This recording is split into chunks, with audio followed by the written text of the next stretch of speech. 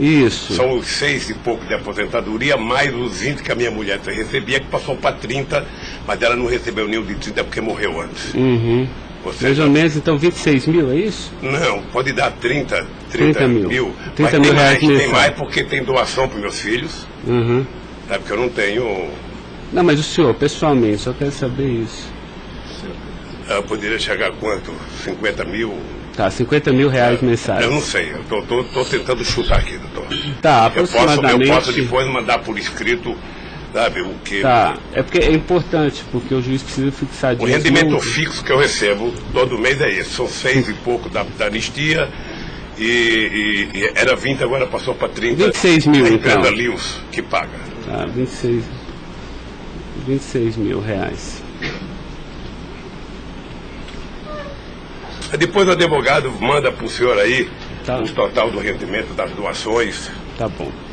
Estado civil viúvo, tá? 4, nenhum menor de idade. Tá. Grau de instrução do senhor. Grau de instrução. Um curso primário e um curso técnico. Tá. Curso primário e curso técnico.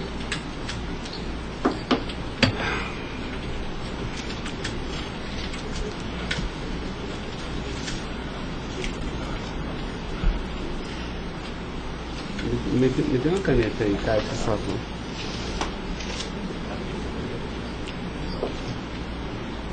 Pode gravar, Caio. Senhor Luiz Inácio, eu vou pedir então ao senhor para responder agora as perguntas no microfone, porque a partir desse momento a audiência vai ser gravada, tá?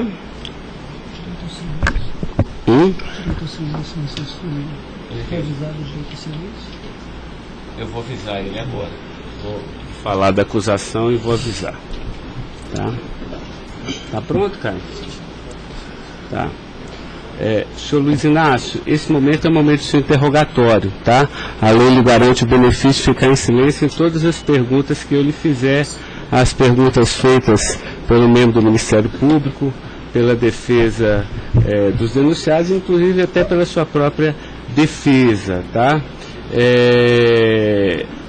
Existem 2 denúncias aqui nessa ação penal, envolvendo Delcídio do Amaral Gomes, André Santos Esteves, Edson de Siqueira Ribeiro Filho, Diogo Ferreira Rodrigues, Luiz Inácio Lula da Silva, o senhor, José Carlos Costa Bunlai e Maurício Barros Bunlai, tá? E em síntese, a denúncia fala da existência de uma organização criminosa, tá? Pelo menos do dia 1º de fevereiro de 2015 até 20 de novembro de 2015.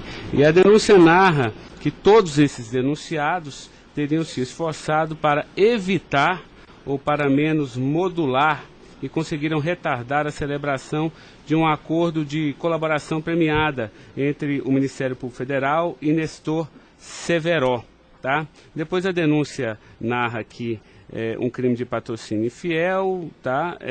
Cometido pelos denunciados também, e de exploração de prestígio, tá? Bom, o senhor tem conhecimento desses fatos, tá?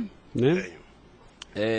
Eu lhe pergunto, esses fatos que são descritos na denúncia são verdadeiros, falsos? Eu queria que o senhor fizesse uma explanação cronológica do que aconteceu envolvendo a sua pessoa. Bom, os dados são falsos.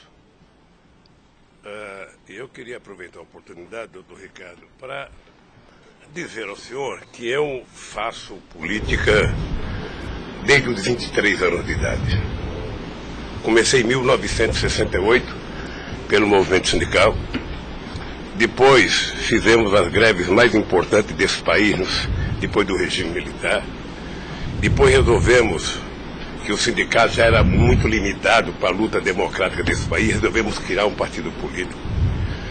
Participei da criação do mais importante partido político de esquerda da América Latina, partido que fez a maior política de inclusão social na história desse país, partido que fez a maior política de combate à corrupção na história desse país. Se nós analisarmos o que aconteceu de 2003 até dezembro de 2014, a gente vai perceber que o Ministério Público, a Polícia Federal, a Controladoria Geral da República nunca tiveram, e a Controladoria nunca tiveram tanto apoio e tantas mudanças legislativas para melhorar a eficácia do combate à corrupção como nós fizemos. E há mais ou menos 3 anos, doutor, eu tenho sido vítima de eu diria quase que de um massacre. Ou seja, eu acho que todos aqui têm dimensão do que é um cidadão que foi presidente da República, que foi considerado o mais importante presidente da história desse país, que saiu com 87% de aprovação de bom e ódio, que fez com que o Brasil fosse respeitado no mundo inteiro e virasse protagonista internacional.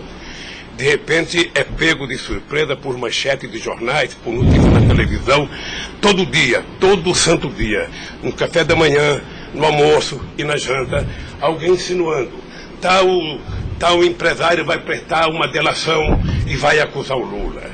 Tal deputado vai prestar uma delação e vai acusar o Lula. Agora vão prender fulano, agora vão pegar o Lula. Agora vão pegar fulano e vai prender o Lula. Prender o Odebrecht, vai delatar o Lula. Prender o Aoete, vai delatar o Lula. Prender o Mulay, vai delatar o Lula. Prender o Delfídio, vai delatar o Lula. Prender o Papa, vai delatar o Lula. Eu esperando pacientemente. Por isso eu estou muito, muito orgulhoso e prazeroso de estar aqui para poder, na frente de um juiz imparcial, contar a versão desse fato. Primeiro, me ofende profundamente a insinuação de que o PT é uma organização criminosa. Me ofende profundamente, porque é o mais importante partido criado nesse país, criado pelos trabalhadores, dirigido pelos trabalhadores, e que fez nesse país o que ninguém nunca fez. E combater a corrupção não é virtude, é uma obrigação moral e ética. E isso eu aprendi com uma mulher que nasceu e morreu analfabeta. Segundo, esse partido conseguiu fazer com que as instituições fossem fortalecidas. O Ministério Público tinha um apelido de engavetador. No meu governo, pela minha vocação sindical, eu fazia questão de fortalecer a corporação e indicar o representado pela instituição. A Polícia Federal, quantos processos eram engavetados, quantas pastas sumiram nesse país. No meu governo, a Polícia Federal tinha que fiscalizar, tinha que investigar, teve dinheiro para investimento em inteligência e os delegados sabem como é que eles foram valorizados. E eu dizia, só tem um jeito de ninguém ser pego nesse país, é ser honesto, é não fazer nada errado. Pois bem, a Controladoria Geral da República não existia. Era uma peça de ficção quando eu cheguei no governo. Eu coloquei primeiro o ministro Valdir Pires, ex-governador da Bahia, depois eu coloquei um juiz, o nosso amigo Jorge Arge, que quem conhece sabe que não brinca em serviço. E ele sabe que a ordem que ele receber é o seguinte, olha, tem que controlar e tem que fazer com que as pessoas saibam que honestidade não é mérito, é obrigação. Pois bem, e agora eu estou nessa...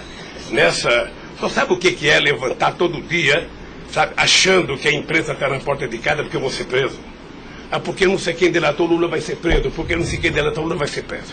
E eu tenho dito, eu duvido, antes, durante e depois, os que estão presos e os que vão ser presos, que tenha um empresário ou um político que tenha coragem de dizer que um dia me deu R$10, ou que tenha coragem de dizer que um dia o Lula pediu 5 centavos para ele.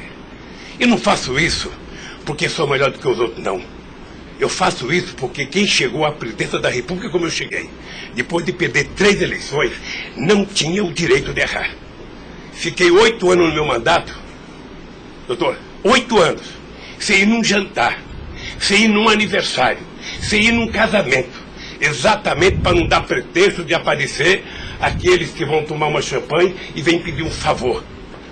E vem tirar fotografia com o celular para depois explorar essa fotografia.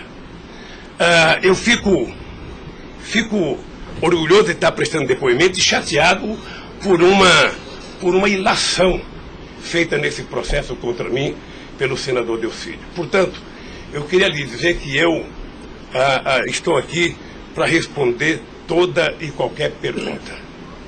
Se tem um brasileiro nesse momento que quer a verdade e deseja a verdade nesse país, sou eu.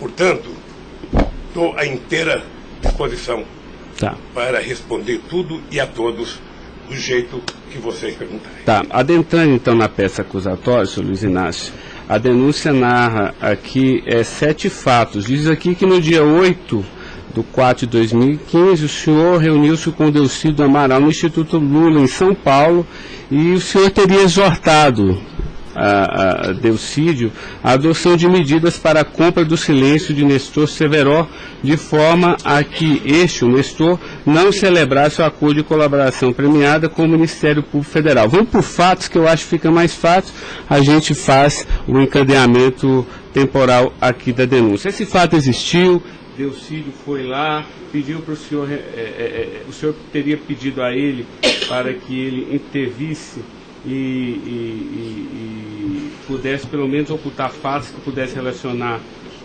o senhor José Carlos Bunlai, e ele diz mais, diz até que o senhor também teria pedido a ele, porque o senhor também teria envolvimento aqui com negócios escusos na Petrobras. Doutor, só tem um brasileiro que poderia ter medo de um depoimento do Severo, pela relação que tinha com ele, que é o Delcídio. Eu não tinha relação com o Severo. Portanto, eu não tive nenhuma preocupação com o depoimento de nenhum empresário, de nenhum diretor da Petrobras, porque não tem essa relação com eles. Portanto, o Delcídio contou uma inverdade nesse processo. Mas essa reunião existiu? Deve ter tido muitas reuniões com o Delcídio. Ele era senador da República, era líder do governo, nós conversamos muitas vezes em São Paulo e em Brasília. E com outros deputados. Lá no Instituto Lula. Várias vezes o Delcídio esteve lá. Várias vezes. Ok. Eu iria perguntar por fatos aqui, mas assim, pelo que o senhor está falando, senhor, ele teve lá, o senhor admite que conversou com ele, mas não houve essa conversa para adoção de medidas, o senhor teria pedido para ele, porque o senhor, José Carlos Bunlai é amigo do senhor. Doutor Ricardo, deixa eu dizer uma coisa. Eu não tenho nenhuma razão para ter qualquer problema com o depoimento do Severo. Mas nenhuma razão. Não o conheço, não tive convivência com ele. Portanto, o depoimento do Severo era um problema para o Delcídio e não para mim, que teve uma convivência com ele ainda no governo anterior, antes do meu governo, quando foi diretor de óleo e gás da Petrobras. Não foi comigo. Tá, não surgiu essa conversa, então.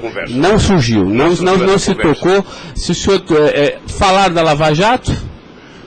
Doutor, da Lava Jato, hoje no Brasil, a gente fala no café, no almoço, na janta e ainda depois da novela. Mas não Porque só passa isso na televisão. Mas não se tocou no nome do Severo. Não tocou no nome. E muito menos no nome do Bunlai. Sabe, de que foi pedido coisa para o Bunlai.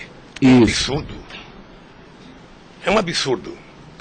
Eu não sei o que o Delcídio esperou fazer com isso.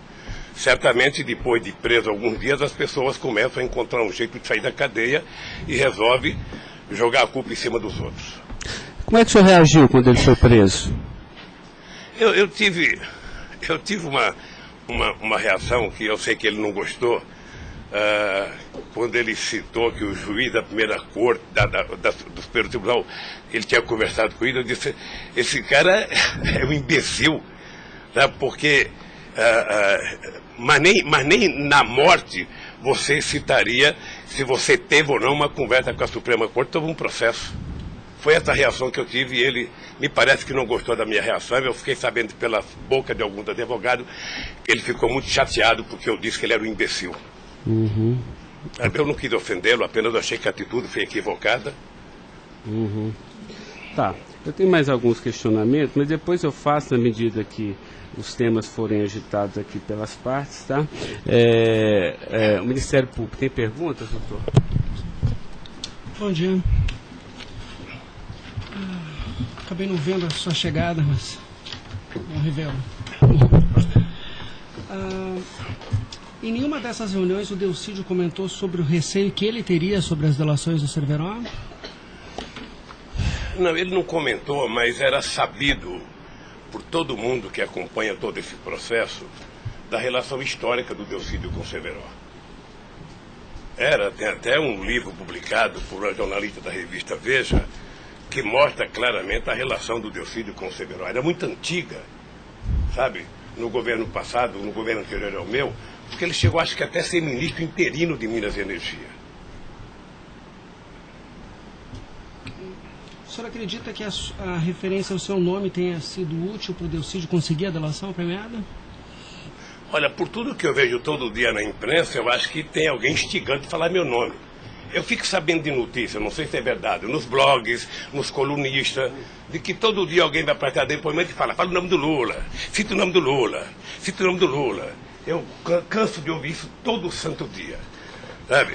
É bem possível que eu vi uma entrevista dele na Globo News que parecia que tinha recebido o prêmio Nobel da delação, a disfarçatez, sabe? Como ele estava se desenvolvendo, eu fui no Roda Viva. Ou seja, depois que fazem a bobagem que fez, se é que fez, ele teria que jogar nas costas de alguém. Primeiro, sabe, a minha relação com o Delcídio era uma relação institucional. E ele sabe disso. Voltando um pouco, o senhor poderia explicar a sua relação com o Bunlai? Veja, eu conheci o Bunlai na campanha de 2000. O PT governava o estado do Mato Grosso do Sul e eu precisava fazer uma gravação para um programa de televisão da campanha para falar com o setor do agronegócio. E aí o governador do PT disse que tinha um amigo lá e me levou na fazenda dele, me parece que em Miranda. E eu fui nessa fazenda, uma boa fazenda. Até depois eu fui pescar nessa fazenda, fiquei 4 dias no Rio Miranda, não peguei nenhum peixe. Mas gravei um programa, foi um programa de sucesso. Depois eu ganhei as eleições e depois estabeleci uma relação com o Zé Carlos Bunlai. Qual o conhecimento ou participação que o senhor teve na questão do empréstimo do Banco Chain ao PT que teria sido feito com a intermediação do Bunlai? Eu não, já disse isso, eu não tenho nenhum... Fiquei sabendo de que o Bunlai tinha feito um empréstimo pela imprensa. O senhor teve conhecimento de que para quitar esse empréstimo houve a contratação pela Petrobras da empresa Chain Engenharia na questão Fiquei da sabendo também pela imprensa e me parece que numa pergunta que o Ministério Público já me fez. Após esses fatos, sobre a saída do Cerveró do posto da diretoria da Petrobras, há uma informação na denúncia relativa a divisões de indicações por partido de diretorias na Petrobras. A diretoria de abastecimento seria normalmente indicada pelo PP, diretoria de serviços pelo PT, diretoria nacional pelo PMDB. O senhor tem conhecimento disso? Veja, deixa, doutor Ivan, dizer uma coisa que me parece que está virando costumeiro isso no depoimento, que é a falta de compreensão do que significa um governo de coalizão em qualquer parte do mundo. E parece que tem pessoas com dificuldade de compreender isso. Aliás, no depoimento do presidente Fernando Henrique Cardoso, ele foi muito bem ao explicar o que é um governo de coalizão. Quando você ganha uma eleição, um regime presidencialista de coalizão, você tem que montar o governo. Você precisa construir uma maioria no Congresso Nacional para você poder montar o governo. E você não monta a maioria com quem você quer. Porque se você pudesse, você pegaria só suplente que não foi eleito. Mas como o suplente não vota, você tem que fazer o acordo com quem é eleito, com quem tem mandato. E obviamente que você pode fazer um acordo programático, e nesse acordo programático você pode fazer um acordo de participação no governo. Então os partidos que compõem a base do governo participam do governo, indicam ministros, indicam cargos. Todas as pessoas indicadas são pessoas com mais de 30 anos da Petrobras. Eu já disse no depoimento, sabe, que vocês vão ter que ouvir muita gente, o Conselho Fiscal da Petrobras, o Conselho de Administração da Petrobras, sabe, para saber se havia denúncia de corrupção, porque quando nós indicamos as pessoas e quando os partidos indicam, ou seja, se aparecer alguma denúncia de corrupção e aparecer no GSI, essa pessoa não é indicada. Porque qual é o critério? O partido tem um ministro, o partido tem uma bancada. Essa bancada conversa com o ministro.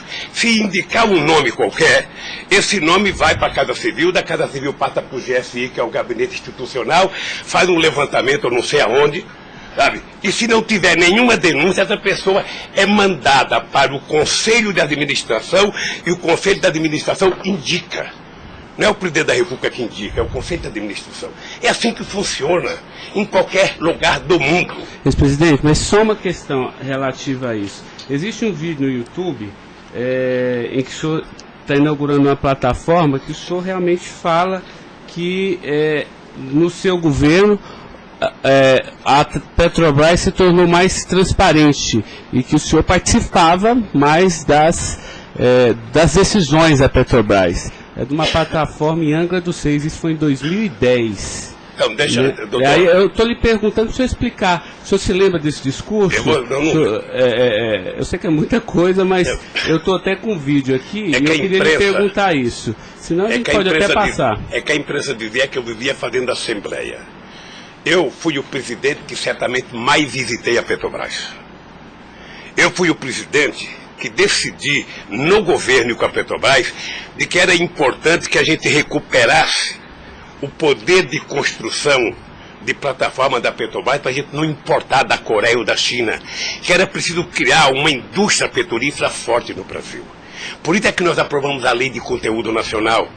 65% de tudo que fosse construído de plataforma sonda teria que ser feita no Brasil, para a gente ter uma política industrial, para a gente definir uma política de engenharia, de ciência e tecnologia, porque o Brasil é um país grande, o Brasil não pode ser um serviçal, o país não é uma republiqueta. Este país poderia produzir e atender toda a América Latina e atender toda a África que margeia o rio chamado Atlântico. Lamentavelmente. Não, mas a pergunta é o seguinte, é porque o senhor falou que realmente no seu governo o senhor participava mais das decisões. Eu não participava, deixa eu mais falar. das decisões. Se o senhor quiser, a gente pode até ter um vídeo, e eu trouxe aqui aí para o senhor explicar. E Delcy também havia falado isso, que depois do mensalão, o governo federal, a presidência da República, participava mais na Petrobras. Isso ele falou. Deixa eu lhe falar uma coisa, o papel do governo, o governo participa na Petrobras através do Conselho da Petrobras. O Conselho da Petrobras tem vários ministros, tinha a ministra de Minas e Energia. Tá? Eu, durante todo o tempo da Petrobras, eu só participei de uma reunião de definição da política estratégica da Petrobras. A discussão de investimento para os próximos 20 anos. Se a gente ia recuperar a indústria naval, se a gente ia recuperar a indústria de sonda, de plataforma, se a gente ia discutir, sabe, exportar, se a gente ia fazer a lei de partilha, se a gente ia fazer com que o petróleo voltasse a ser do povo brasileiro, como nós conseguimos fazer. Nessas decisões estratégicas eu participei de uma reunião. Tá, mas de cargo então não. De cargo não. Porque tem o Fernando Soares que fala que o senhor realmente definia também essas questões. Não definia cargo. Quando havia briga no PMDB, ou não. Quem decidia, se não se decidir, era o senhor que realmente... Deixa eu lhe dizer uma coisa para o senhor. O presidente não indica cargo na Petrobras, o presidente recomenda ao Conselho da Petrobras a indicação de tal pessoa indicada por tal partido político a partir da capacidade técnica das pessoas. É assim que funcionava no governo anterior, é assim que funcionava certamente no governo militar, é assim que deve funcionar hoje. É assim que deve funcionar hoje. Porque a Petrobras é uma empresa de engenharia muito poderosa e você não pode ficar colocando gente que não tem expertise para fazer determinadas coisas. Tá. Mas a expressão foi essa aqui, eu anotei. A gente sabe o que acontece lá dentro. O que o senhor quer rever o discurso? Eu não preciso rever, não. Tá. Assim, porque isso me chamou a atenção. A gente sabe, quer dizer, antigamente era uma caixa preta, foi esse o contexto. E agora a gente sabe o que acontece lá dentro. Quais foram os mecanismos que o senhor tomou, então, para que a Petrobras realmente ficasse mais transparente? A fazer com que o Conselho acompanhasse mais as decisões. Porque como a Petrobras é muito grande, entre uma decisão do Conselho da Petrobras, uma aprovação da diretoria e os acontecimentos nas engenharias da Petrobras, são milhares de pessoas que participam daquilo. É por isso que um dia um presidente chegou a falar que ele é uma caixa preta que ninguém sabe. Então vamos tentar saber, sabe? Fazendo com que as coisas funcionem mais democraticamente. Por exemplo, quando nós descobrimos o pré-sal, nós tivemos uma decisão estratégica do que fazer com o petróleo. O petróleo não é das empresas estrangeiras que vêm aqui comprar gás e óleo, não. O petróleo é nosso. Então eles vão ter que pagar para o governo. É por isso que nós aprovamos 75% do ROT para a educação. É por isso que nós aprovamos a partilha, que é o que incomodou muita gente no mundo, o que incomodou as grandes petroleiras. É esse país que tinha complexo de vira-lata, virar dono do seu nariz. Okay. Eu sei que isso incomodou muita gente. Incomodou muita gente no mundo inteiro. Sabe, e agora eles estão tentando desmontar. Porque um país que não se respeita, um país que não tem soberania, um país que não tem empresas de porte extraordinário como a Petrobras e vende tudo, sabe, sinceramente, não é um país. Ok. Doutor Ivan, só porque o senhor tocou no tema, eu quis aproveitar, tá? Mas pode continuar, pode prosseguir. A pergunta é relativa à diretoria internacional, que ela foi ocupada pelo Cerveró e depois pelo Zelada. Ambos foram indicações do PMDB ou o Cerveró foi indicação do PT e o Zelada... Não, eu já tive a oportunidade de dizer isso. Isso foi indicação do PMDB. Ambos? Não sei se de todo o PMDB ou da bancada do PMDB de Minas Gerais, que foi indicado o Zelada para diretor internacional da Petrobras. O critério é o mesmo. O Zelada foi indicado, passa na Casa Civil, passa no GSI e é mandado ao Conselho da Petrobras, que decide. Não, perfeito. Mas e o Cerveró? Ele tinha sido indicado anteriormente pelo PT ou pelo PMDB? Pelo PMDB pelo também. PMDB. Eu acho, eu falo quase com certeza absoluta pelo PMDB. É o que diz a... Eu falo quase que com certeza absoluta. A pergunta é o seguinte, com a troca pelo Zelada, a saída do Cerveró desse posto de diretoria, ele acabou sendo indicado para a BR Distribuidora. No próprio depoimento do Cerveró, ele afirma que isso teria sido como um reconhecimento pelo papel que ele prestou no auxílio da contratação da Chain pela Petrobras, na questão do navio sonda. Me parece que ele não diz isso exatamente. Me parece que ele utiliza a palavra acha que foi isso. É diferente de dizer que ele disse. Ou seja, ele acha que foi isso. Deixa eu lhe falar uma coisa. Eu não conheço o Cerveró. Conheço agora que ele ficou famoso. Tá? Quando eu vi o Cerveró, eu vi a en passant em reuniões coletivas. Portanto, eu não tinha nenhum interesse de tirá-lo e nenhum interesse de colocá-lo. Nenhum interesse. Para mim, se uma força política que compunha o governo indicasse ele ou outra pessoa e tecnicamente ele fosse reconhecido pelo conselho da empresa que o indicou, para mim estava perfeito. E veja, durante todo esse período não houve uma única denúncia contra nenhum deles. A denúncia começou a acontecer porque o juiz Moro começou a fazer escuta durante 8 anos num bandido chamado Rousseff, e aí então, em 8 anos dá para pegar alguma coisa. Pegou esse negócio. O senhor tem conhecimento de quem teria feito a indicação do nome do Cerveró para a BR Distribuidora? Se foi algum partido? Eu não sei se foi um partido ou se foi através do Zé Eduardo Dutra, que devia ter relação com o Cerveró, porque ele tinha sido presidente da Petrobras. Ele deixou de ser presidente da Petrobras e foi ser presidente da BR. E ele pode ter chamado o Cerveró, ou o mesmo partido que tinha indicado o Cerveró e depois tirou o Cerveró pode ter pedido para ele ir para lá. Eu suponho que seja isso. Ok. O senhor conversava com certa frequência com o Bulay por telefone, dentro dessa relação de amizade? Não era meu amigo. Conversava com ele. Com que frequência o senhor... Não sei, querido. Sabe, ultimamente o Bulay andava com doença nos olhos, achando que ia ficar cego, estava passando muito tempo em Miami para se tratar, depois estava se tratando de um câncer, sabe? Eu sei que ele não andava bem nos últimos tempos, com problema de doença. Porque a denúncia cita algumas ligações de um telefone que pertenceria ao Instituto Lula. O senhor utilizava esse telefone do Instituto Lula para conversar com o Bulay também, ou normalmente só no seu celular? Mas qual é o crime do Bulay ligar para mim?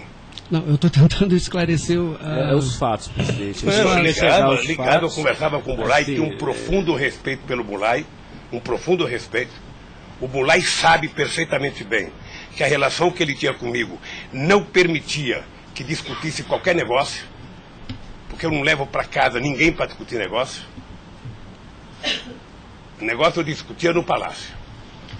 Mas o senhor sabe se ele utilizava o nome do senhor? Porque o Salim Chain e o Fernando Chain confirmam que José Carlos Mulay disse que Luiz Inácio Lula da Silva interveio na contratação da Chain pela Petrobras. Está descrito na peça do Ministério Público. Doutor, se o senhor soubesse quanta gente usa o meu nome em vão, de vez em quando eu fico pensando para as pessoas lerem a Bíblia, para não usar tanto meu nome, não. Tem gente que faz campanha financeira em meu nome, tem gente que é candidato em meu nome, tem gente que faz panfleto dizendo que eu estou apoiando, tem gente que coloca a fotografia minha dizendo que eu estou apoiando ele, sabe?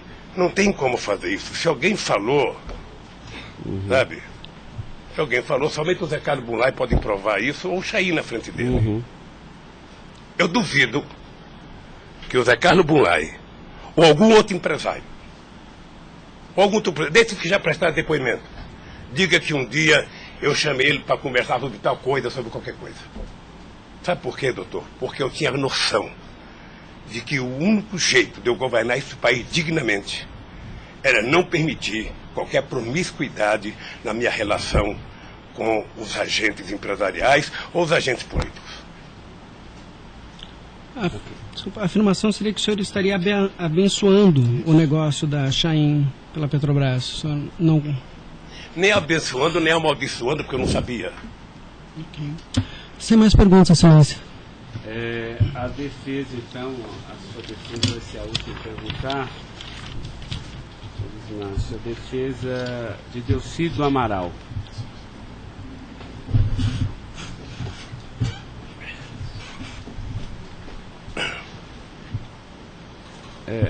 Doutor, alguém vai ter que sair para ele perguntar, tá? Da mesa para que...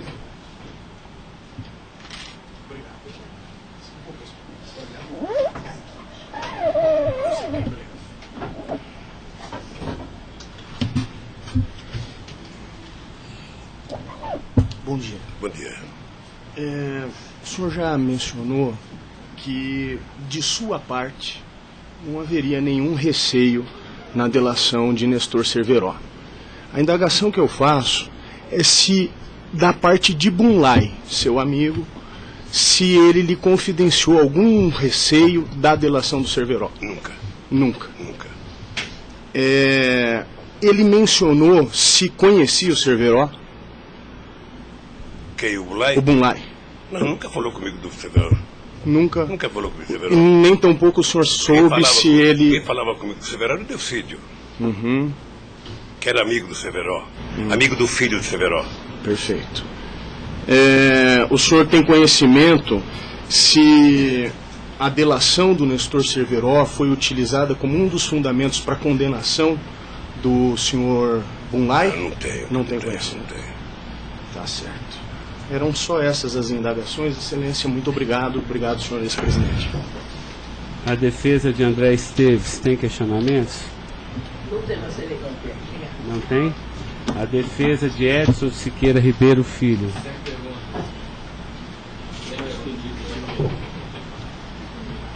A defesa de Diogo Ferreira Rodrigues. A defesa de José Carlos Bunlai. Tem algumas perguntas. Pode fazer isso. Bom dia, presidente. Presidente, o senhor disse que a sua relação com o senador Delcídio era institucional.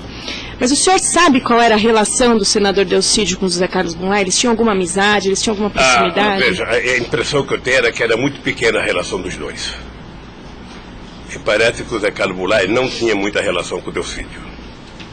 E com a sua mulher, dona Marisa, qual era a relação do José Carlos Bunlai? Eles tinham amizade? A mesma que comigo. O aniversário da sua ex-mulher? Quando ela fazia aniversário? Ele ia no aniversário da minha mulher. Mas o dia do aniversário dela? Dia 7 de abril. O senhor sabe se ele fez alguma ligação para ela no aniversário dela? A ligação do dia 7, eu já fiquei sabendo da ligação do dia 7. Bem. É o mínimo que eu esperava dele, é que ele ligasse para ela para dar os parabéns. É só isso, obrigada. Tem alguma pergunta? Tá. A defesa de Maurício Bunlai. Sem questionamentos. A defesa de Luiz Inácio Lula da Silva. Sem perguntas, excelência. Tá, só mais uma questão, senhor Luiz Inácio. A denúncia sempre fala do Instituto Lula. Eu queria que o senhor falasse um pouquinho a finalidade do Instituto Lula. Eu tirei pelo site a missão, me parece que o senhor desenvolve projetos na África também, né, com finalidade de erradicação da extrema pobreza, da fome, acesso à educação, promoção da igualdade, mas também é um local que o senhor também chama as pessoas para discutir política. Delcídio falou que o senhor o convidou para ir lá quando ele era líder do governo. Explique para mim o Instituto Doutor Lula. Ricardo, eu não sei se você sabe, a Receita Federal fez uma devassa no Instituto para saber se ele está cumprindo com a sua obrigação institucional. Veja, eu quando deixei a presidência da República, eu falo isso apenas com o objetivo de explicar. Muita gente pode achar que eu sou arrogante, eu sou petulante. O doutor Ivan, no primeiro depoimento, eu disse isso para ele. Mas ou seja, crime, viu? quando eu deixei a presidência da República, por conta do povo brasileiro, eu tinha sido o presidente, quase que o presidente mais importante do mundo nos 10 primeiros anos do século XXI. Esse país virou protagonista internacional. Esse país passou a participar do G8, coisa que nunca participava. Esse país ajudou a construir o G20. Esse país participava do BRICS com muita importância. Esse país participava do IBAS entre Brasil, África do Sul e Índia. Esse Brasil criou a Unasul, criou a CELAC, onde pela primeira vez a gente fazia uma reunião da América Latina sem participação dos Estados americanos. Esse país não deixou a ALCA entrar aqui. Esse país construiu o Conselho Nacional de Defesa para se contrapor à 4ª Frota Americana, depois que nós conseguimos o pré-sal, que eles reinauguraram a 4ª Frota. Nós criamos o Conselho de Defesa. Então, nós fizemos a maior política de inclusão social da história desse país. 36 milhões de pessoas saíram da extrema pobreza e 40 milhões ascenderam à classe média. Isso é uma Argentina, isso é uma Colômbia. A bancarização do povo pobre foi com 70 milhões de pessoas entraram no sistema financeiro. É uma Colômbia e uma Argentina junto. Tudo isso em 12 anos. Olha, eu saí da presidência e eu queria fazer com que a América Latina e a África adotassem as políticas públicas que nós adotamos no Brasil. O programa Luz para Todos. O programa PA, que era a compra de alimento para o pequeno produtor. O Minha Casa Minha Vida. O Bolsa Família. O aumento do salário mínimo. Durante 12 anos, todos os funcionários públicos tiveram aumento nesse país. Houve reajuste de carreira, houve aumento do salário mínimo. Aumentamos as exportações, aumentamos o mercado interno, numa demonstração de que o pobre não era problema. O pobre era a solução. Eu gostava de ir para a África para dizer para os presidentes. Uma vez até fiquei com medo de Angola. Porque eu, depois da minha palestra, eu me dei conta da quantidade de general que tinha lá dentro. E eu falei o seguinte, é preciso diminuir o dinheiro das Forças Armadas e colocar dinheiro para os pobres. Porque o pobre não entra no orçamento. O Poder Judiciário entra, porque tem poder de pressão. Os sindicatos organizados entram. Sabe? Todo mundo entra, o pobre não entra. O pobre está lá, desgraçado, abandonado, ninguém olha por ele.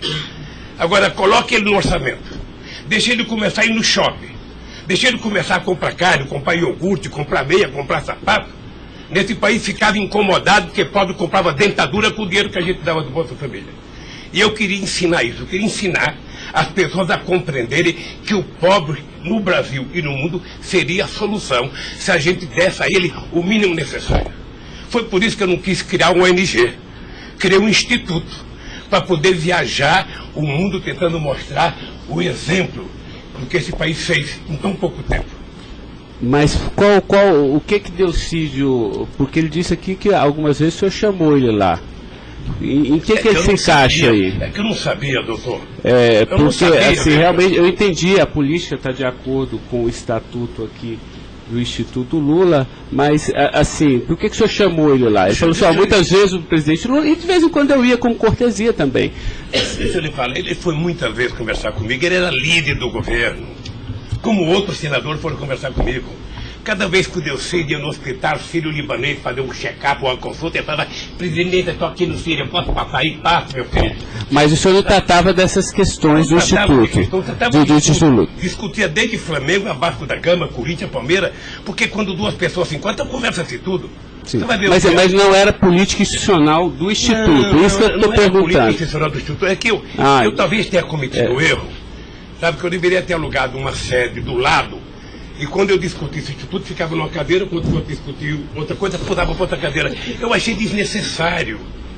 Eu achei que a civilização não exigiria essa burocracia toda, porque isso é uma coisa de burocracia.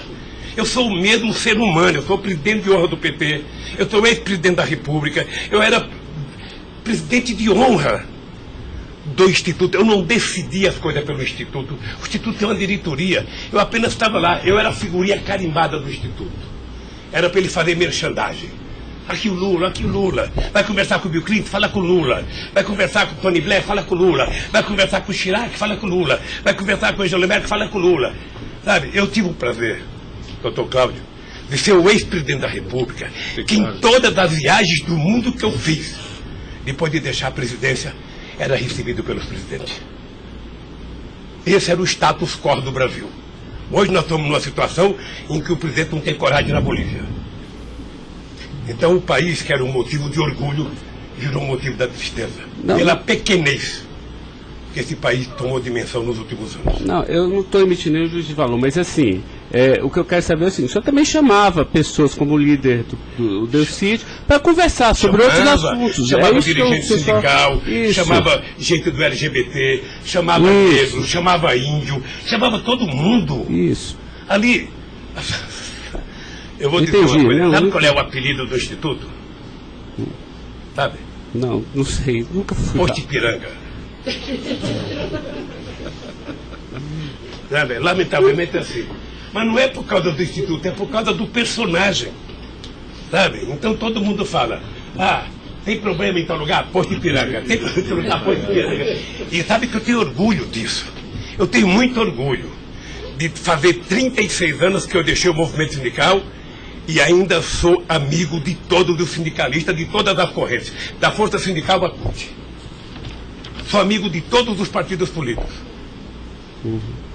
Então, se isso é um pecado, se isso é um erro jurídico, se isso incomoda o Ministério Público, a Polícia Federal, sei lá quem, eu vou alugar uma salinha na porta e sento lá e atendo e vou deixar em paz, porque não é possível. Não é possível, sinceramente, doutor, sinceramente, eu quero lhe agradecer a oportunidade de vir prestar esse depoimento. Eu estou com muita coisa na garganta para falar. Eu estou cansado de ver procurador dizer que não precisa de prova, que ele tem convicção.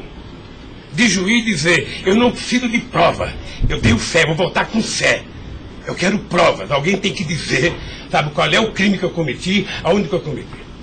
Chamar o PT de organização criminosa, se dependesse de mim, cada deputado do PT, cada vereador do PT, cada militante, abrir um processo para quem dizer provar qual é a quadrilha.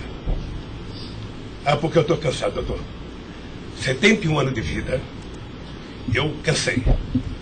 Cansei de ver as instituições que eu ajudei a criar desde a Constituinte para valorizá-las, desprestigiadas por comportamento pessoal. Gente que não pode abrir a geladeira, que vê a luz já começa a dar declaração. Gente que liga o barbeador, começa a falar achando que é o microfone do rádio. Eu cansei disso. Eu sempre valorizei o Ministério Público. Eu sempre valorizei a Polícia Federal. E sempre valorizei o Poder Judiciário. Os ministros podem lhe dizer. Eu indiquei quase todos. Nunca pedi para eles um favor pessoal. E não peço. Porque a instituição tem que ser forte, não para me ajudar, para garantir a democracia desse país. Lamentavelmente, tem pessoas que não pensam assim. Eu, quando vejo um jovem procurador ir para a televisão falar 1h30 e depois dizer, não me peçam provas, eu tenho convicção, não dá, doutor. Não dá para aceitar isso como uma coisa séria nesse país que está jogando a cada vez mais a oportunidade de se transformar num país grande. Nós quase chegamos a ser a 5ª economia mundial. Quase chegamos. Por mediocridade não chegamos. Então eu lamento profundamente. Eu gostaria que meu depoimento fosse tudo numa semana só. Para mim poder desvendar os mistérios todos. E acabar com essa hipocrisia. Fulano vai prestar depoimento, fulano vai delatar, fulano vai não ter das contas, fulano, e o Lula vai ser citado. Quem sabe está na hora de chamar o dono da Globo, da Record, da Bandeirantes para prestar depoimento para ver se eles me delatam. Porque o que eles dizem que vão me delatar, eu duvido que tenham coragem de me delatar, porque não tem nenhuma prova e nunca conversaram comigo sobre qualquer crime. Doutor, eu aprendi a andar de cabeça erguida. E sabe que custa muito. Para quem nasce na elite, não precisa nada. Mas para quem vem lá de baixo, sabe, não deixar ninguém colocar cangaia no seu pescoço, não é fácil. Esses dias eu sei de uma história, de um depoimento, de um processo que eu abri contra uma jornalista, até vou contar isso que ninguém sabe aqui. E eu acusei uma jornalista que falou em qualquer país democrático do mundo, ela seria presa, porque ela falou de um presidente da República. E ela foi prestar julgamento. E a advogada, acho que a nossa advogada, me chamou de doutor. Aí o juiz começou a rir. Ah, mas ele não é doutor? Ele não é doutor? Como é que você chama ele de doutor? Não, estou chamando ele de doutor porque ele tem vários diplomas de doutor honoris causa. O juiz deu uma gargalhada e pouco tempo depois inocentou a jornalista. Eu vou recorrer até a Suprema Corte. Aos 71 anos eu não sei quanto tempo de vida que eu tenho, mas eu tenho fé em Deus de ver essa jornalista ser julgada. Porque, em nome da liberdade de imprensa, ninguém pode avacalhar a vida dos outros. Ninguém pode. E o que eu estou vendo nesse processo? Tem gente que acha que eu sou contra a Lava Jato. Pelo contrário, eu quero que a Lava Jato vá a fundo para ver se acaba com corrupção. O que eu sou contra é tentar criminalizar a pessoa pela imprensa e não pelos autos do processo. O que eu sou contra é execrar, é condenar. Eu conheço pessoas que, se tivessem liberdade, seriam mortos na rua. Tal é. Sabe quantas horas eu tenho de notícias negativas contra mim no Jornal Nacional em 8 meses, 16 horas?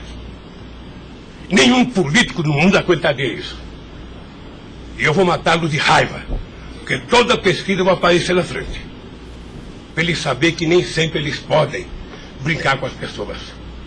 Sabe? Então o juiz, o promotor, o delegado, não tem que ficar fazendo, sabe, pirotecnia com as pessoas. A primeira apura, investigue e condene. Quando condenar, bote na cadeia. E acabou. Sabe, não é tirando fotografia de criança, mostrando casa, mostrando não sei das quantas, inventando mentiras, inventando ilações. Então, quero lhe dizer que o senhor está diante de um homem que está disposto a prestar tantos quantos depoimentos for necessário. E quero que todo mundo saiba, se tem um brasileiro que quer a verdade nesse país, sou eu. E não me venham com mentiras ou com ilações. Porque um cidadão que nasce no Nordeste e não morre de fome até os 5 anos de idade, não tem medo de cara feia. Eu quero defender a minha honra, que é o valor mais importante que eu tenho. Então eu quero lhe agradecer esse depoimento e a liberdade de poder dizer essas coisas que eu até agora não tinha falado, mas eu cansei, eu vou falar. Então, Luiz Inácio, o momento é do senhor, tá? A sua defesa, o senhor tem todo o direito de falar. Só mais uma questão para a gente encerrar, acho que ninguém tem mais questionamentos. O presidente do Instituto Lula, na época, em 2015, era o doutor Paulo Okamoto. Ele não participava de nenhuma reunião, assim, com o senhor, às vezes, ou participava, ou era bem informal, como o senhor disse?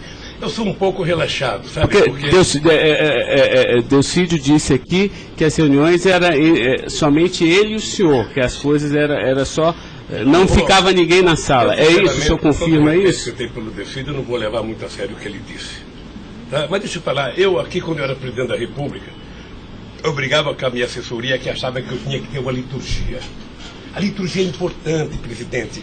Você não pode andar no corredor abraçando as pessoas. A porta não pode ficar aberta, sabe? Então, no Instituto, sabe, tem hora que a conversa é pessoal, tem hora que entra 10 pessoas, 5 pessoas, 6 pessoas, 4 pessoas. Mas de total transparência, é isso que o senhor quer falar? Quando uma conversa sigilosa, eu faço uma conversa sigilosa, sabe? Ok. Tá bom. Agradeço a presença do senhor para esclarecer os fatos, tá? Ninguém tem mais questionamentos, então está encerrado, tá encerrada a audiência. Na fase do 400...